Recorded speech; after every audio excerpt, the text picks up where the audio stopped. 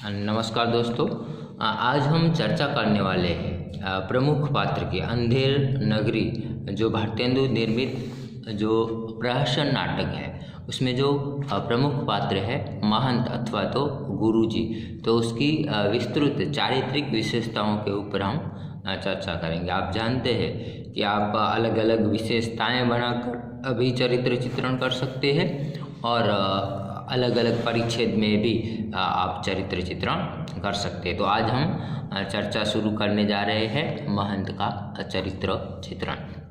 तो यहाँ पर देखिए, जो प्रथम विशेषता है महंत के चरित्र की प्रथम विशेषता बनेगी प्रमुख पात्र के रूप में। प्रमुख पात्र हम इसको क्यों कहेंगे कि आप जानते हैं कि पूरे नाटक में 6 दृश्य है। उन 6 दृश्य में से 3 जो दृश्य है, प्रथम दृश्य, तृतीय दृश्य और छठवां दृश्य, इन तीनों दृश्यों में महंत जी विद्यमान रहते हैं। तो इस प्रकार कह सकते हैं कि गोवर्धन दास को छोड़कर अगर उससे ज़्यादा कोई समय रहने वाला कोई पात्र है तो वह है महंत जी। तो इस प्रकार कह सकते हैं कि जो महंत है वह इस यहाँ पर प्रहसन में प्रमुख पात्र के रूप में आता है। और बाकी जो भी क्रियाकलाप हो रहा है, अंधेर नगरी को देखना, उसके अवगुणों को देखना, शिष्यों को सलाह देना, यह सब कुछ उनके पात्र में है। तो यानी जो नाटक है उसका शुरुआत और उसकी अंत दोनों ही महंत ही करते हैं। तो इस प्रकार हम कह सकते हैं कि महंत एक प्रमुख पात्र के रूप में हमारे सामने आते हैं। उनके चरित्र की दूसरी विशेषता बनेगी श्रेष्ठ गुरु के रूप में। श्रेष्ठ गुरु के रूप में या हम श्रेष्ठ महंत के रूप में। अब देखिए, हम जानते हैं कि गुरु का कार्य क्या होता है कि गुरु का कार्य होता है कि जो भी कुछ हो रहा है, अगर गलत हो रहा है तो उसको सुधार करना, अगर अच्छा हो रहा है तो उसकी प्रशंसा करना। तो हम देखते हैं कि यहाँ पर जो महंत जी है, जो गुरु जी है, वह अपने 2 चेलों के साथ, कौन, गोवर्धन दास और नारायण दास, इन 2 चेलों के साथ वह यहाँ पर बाहरी स्थान पर आए हैं अंधेर नगरी में। फिर देखिए, वह अपने चेलों को अच्छा रहने के लिए, अच्छे कार्य करने के लिए प्रेरित करते हैं। उसके बाद वह देखते हैं कि यहाँ की परिस्थितियाँ इस प्रकार की है, तो सर्वप्रथम उनको पता है कि मेरे शिष्य कैसे है, इसलिए वह यहाँ से चले जाने के लिए कहते हैं। मगर फिर भी देखिए, वह जाने के लिए तैयार नहीं है। तो उनको समझाने के लिए वह विभिन्न प्रकार के उदाहरण प्रस्तुत करते हैं उनके सामने कि भाई ऐसा ऐसा हो तो नहीं रहना चाहिए, ये घटनाक्रम घटित हो तो नहीं रहना चाहिए। अगर हम रहेंगे तो हमारे जीवन में समस्याएं आ सकती है, तो इसीलिए हमें यहाँ पर रहना चाहिए नहीं। और जब एक शिष्य जो है, गोवर्धन दास जो है, उनकी बात नहीं मानता, फिर भी वह कहते हैं कि तुमको समस्या हो तो मुझे याद करना। और अंत में जब उनको उनका शिष्य याद करता है तो सही समय पर वह पहुंच जाते हैं। तो इस प्रकार कह सकते हैं कि वह एक श्रेष्ठ गुरु के रूप में हमारे सामने आते हैं। अगली विशेषता बनेगी राम के गुणगान गाने वाले पात्र के रूप में। तो देखिए कि हम जैसे ही देखते कि प्रथम दृश्य जो है बाह्य प्रांत का है, वहाँ पर जो महंत है, गुरुजी है, अपने शिष्यों के साथ वहाँ आते हैं। तो वहाँ पर देखिए, वह शुरुआत में कौन सा, तो राम का भजन गाते हुए आते हैं कि राम भजो भाई राम, राम भजो भाई राम, राम के भजने से गणिका तर गई, राम के भजने से गीत गति पाई, राम के भजने से काम बने सब, राम भजन बिनु सब ही नसाई, राम के नाम से दोनों नयन बने, सूरदास भय कवि कुलराई, राम के नाम से घास जंगल की तुलसीदास भय रघुराई। तो इस प्रकार वह राम का जो भजन है, राम का जो गुणगान है, वह गाते हुए नजर आते हैं। और राम के भजने से इन सभी का कल्याण हो गया है, तो हमारा भी कल्याण होगा। तो अगर आपको जीवन में मोक्ष पाना है, अगर आपको जीवन को कल्याणकारी बनाना है, तो आपको राम का भजन करना पड़ेगा। तो यहाँ पर देखिए संत जो है, महंत जो है, गुरु जी जो है वह राम के गुण गाना, हर कोई है जो अलग अलग ईश्वरों की उपासना करते हैं, मगर यहाँ पर जो गुरु जी है वह राम का गुणगान गाते हुए नजर आते हैं। तो इस प्रकार वह हम कह सकते हैं कि राम के गुणगान करने वाले पात्र के रूप में वह हमारे सामने आते हैं। शिष्यों के बारे में जानकारी रखने वाले पात्र के रूप में, शिष्यों के बारे में जानकारी रखने वाले पात्र के रूप में हम कैसे कहेंगे कि देखिए जब वह अपने दोनों शिष्यों के साथ आते हैं, गोवर्धन दास और नारायण दास, तो वहाँ पर आते हैं तो शुरुआत में वह दोनों को भजन गाने के बाद कहते हैं कि अगर कुछ भिक्षा में मिले तो ठाकुर जी को भोज लगाए और हमारा भी कल्याण हो। तब देखिए कि वह दोनों जो उसके शिष्य हैं उनको वह दूर जो है, नारायण दास कहता है कि भाई नगर तो बड़ा सुंदर है, भिक्षा भी अच्छी मिले तो काम हो जाए। तो देखिए यहाँ पर जो गुरुजी है वह जानते हैं कि कौन सा शिष्य कैसा है, इसलिए देखिए कहते हैं कि बच्चा गोवर्धन तू पश्चिम की ओर से जा और नारायण दास तू पूरब की ओर से जा। तो यहाँ पर देखिए उनको जो पश्चिम और पूरब भेजना है तो गोवर्धन दास को वह पश्चिम दिशा में भेजता है और जो नारायण दास है उसको पूर्व की दिशा में भेजता है। तो यहाँ पर देखिए जो महंत के द्वारा जो हमारे लेखक है भारतेंदु जी, वह पाश्चात्य संस्कृति और पूरब की संस्कृति यानी भारतीय संस्कृति में जो अंतर है, और गुरुजी यह भी जानते हैं कि जो गोवर्धन दास है वह पाश्चात्य संस्कृति में मानने वाला है, इसलिए उसको वह पश्चिम देश में भेजते हैं, और जो नारायण दास है वह भारतीय संस्कृति में मानने वाला है, इसलिए वह उसको पूर्व दिशा में भेजते हैं। तो इस प्रकार हम कह सकते हैं कि जो गुरुजी है वह दोनों शिष्यों को अच्छी तरह से जानते हैं और इसीलिए वह उनकी विचारधारा के अनुरूप उनको उस दिशा में भिक्षा मांगने के लिए भेजते हैं। तो हम कह सकते हैं कि वह अपने शिष्यों को अच्छी तरह से जानने वाले महंत के रूप में हमारे सामने आते हैं। अगली विशेषता बनेगी शिष्यों को लोभ से बचाने वाले पात्र के रूप में।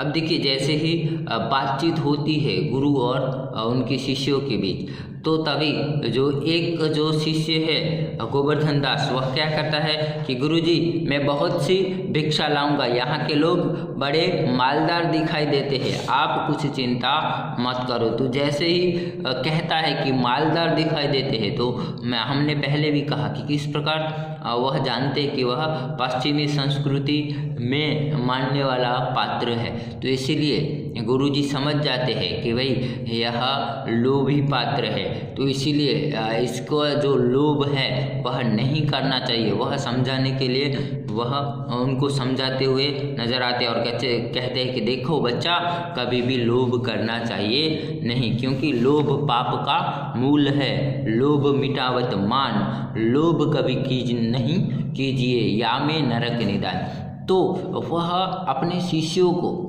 लोभ न करने की सलाह देते हैं, क्योंकि वह उनको समझाते हैं कि जो लोभ है, जो लालच है, जो स्वार्थ है, वह क्या है, तो वह पाप का मूल है। तो इसलिए हमें लोभ, लालच या स्वार्थ कभी भी रखना चाहिए नहीं, कि अगर हमें लोभी होंगे, लालची होंगे, तो हमारा मान कहीं भी टिक सकता नहीं है। इसलिए कभी भी लोभ करना चाहिए नहीं, और अगर आप लोभ करोगे तो आखिरकार आपका स्थान जो है वह नरक का स्थान है, यानी आप नरक में जाओगे। अगर आप लोभ करोगे तो आप नरक में जाओगे। इसलिए अगर आपको स्वर्ग में जाना है तो आपको लोभ, लालच या ये जो भी दुष्प्रभाव है, उन सारे प्रभावों से बचना चाहिए। तो इस प्रकार उदाहरण के साथ वह अपने शिष्यों को लोभ न करने की और लोभ से बचने की सलाह देते हुए नजर आते हैं। अगली विशेषता है अंधेर नगरी से दूर रहने का उपदेश देने वाले पात्र के रूप में। तो यहाँ पर देखिए जैसे ही प्रथम दृश्य का जो घटनाक्रम है वह समाप्त होता है, तो सीधा जो हम तीसरे दृश्य में जाते हैं। तो वहाँ पर जो दूसरे दृश्य में जो गोवर्धन दास जो मिठाई लेकर आया है तो उनकी बातचीत से कहता है कि भाई बेटा देखो इतना सारा झोला क्या लाए हो। तो वो कहते हैं 3.5 मिठाई की, इतना कि कोई धर्मात्मा मिल गया था। तो कहता है नहीं, कि यहाँ की रीत है कि सब टके सेर मिलता है। तो वो कहता है हाँ मुझे नारायण दास ने बताया था तो मगर मुझे विश्वास नहीं हुआ। तो इसीलिए उस बातचीत से उसको पता चलता है कि यह नगरी ऐसी है। तो इसलिए वह कहते हैं कि भाई अगर यहाँ की नगरी ऐसी है, यहाँ का नगर अंधेर नगरी, चौपट राजा, टके सेर भाजी टके सेर खाजा, अगर इस प्रकार है तो हमें ऐसी नगरी में रहना चाहिए नहीं। तो वह बार बार अपने शिष्यों को समझाते हैं, मगर गोवर्धन दास जो है वह अपने शिष्य गुरु की बात मानने के लिए तैयार नहीं है। फिर भी वह उनको समझाते हैं कि भाई हमें इस नगरी से ऐसे नगर में रहना चाहिए नहीं। तो इस प्रकार अपने शिष्यों को अंधेर नगरी से दूर रहने के लिए, ऐसी नगरी कहीं भी हो तो वहाँ पर हमें नहीं रहना चाहिए, वह समझाते हुए नजर आते हैं।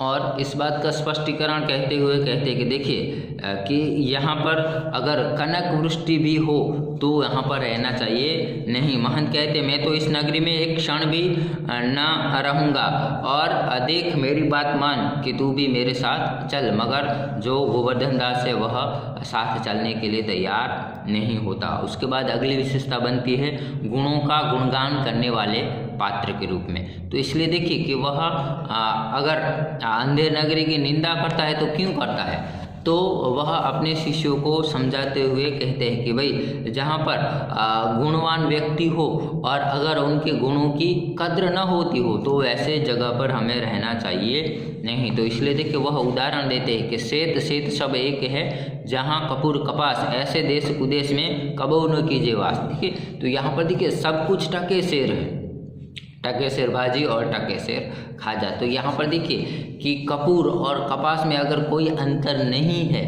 तो वहाँ पर हमें ऐसे कुदेश में, उसको देश नहीं कहते, उसको कुदेश कहते, यानी गलत जगह है, तो ऐसी गलत जगह पर रहना चाहिए नहीं। एक और उदाहरण के माध्यम से वह कहते कि कोकुल बायस एक संभव, पंडित मूर्ख एक, इंद्रायन दाड़िम विषय जहाना नेकु विवेक। कि अगर कौवे और कोयल में, पंडित और मूर्ख में, ठीक है, इंद्रायन और डाणिम में अगर कोई अंतर नहीं है, सब एक समान है, तो ऐसे नगर में रहना चाहिए नहीं। भले ही फिर वैसे नगर में कनक यानी सोने की बारिश हो, मगर फिर भी हमें रहना चाहिए नहीं। तो इस प्रकार गुणों का गुणगान करने वाले पात्र के रूप में वह हमारे सामने आते हैं।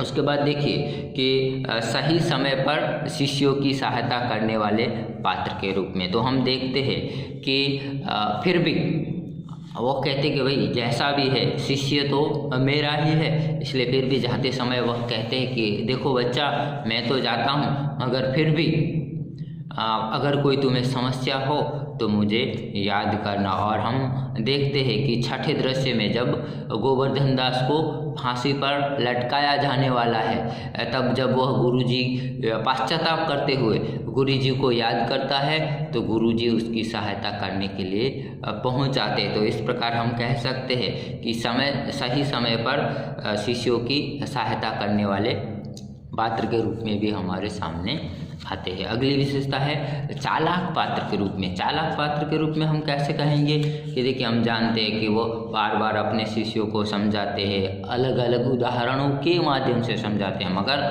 फिर भी शिष्य मानने के लिए तैयार नहीं है। फिर भी शिष्य तो शिष्य है, उसको बचाना गुरु का कर्तव्य है। तो जब हम देखते हैं कि आखिरी दृश्य में जब गोवर्धन दास को फांसी लगने वाली होती है, तब वह गुरुजी को याद करता है, तो वहाँ पर आते हैं और देखते हैं कि यहाँ पर सब मूर्ख है, अगर चालाकी नहीं करूँगा तो शायद मेरे शिष्य की बलि दे दी जाएगी। तो इसलिए देखिए वह चालाकी करते हैं और शिष्य के कान में कानाफूसी करते हैं। तो यह बात देखकर बाकी जो सब है, जो शमशान में आए हुए हैं, गोवर्धन दास को फांसी पर लटकाने के लिए आए हुए हैं, वह सोचते कि ऐसा क्या है, तो उनके कहने पर वह भी तैयार हो जाता है कि नहीं मैं फांसी पर चढ़ूंगा। गुरु कहता कि नहीं मैं फांसी पर चढ़ूंगा। तो इस प्रकार दोनों के बीच झगड़ा, झूठा झगड़ा होता है। तो इस प्रकार हम कह सकते हैं कि उन्होंने चालाकी से क्या किया, तो अपने शिष्यों को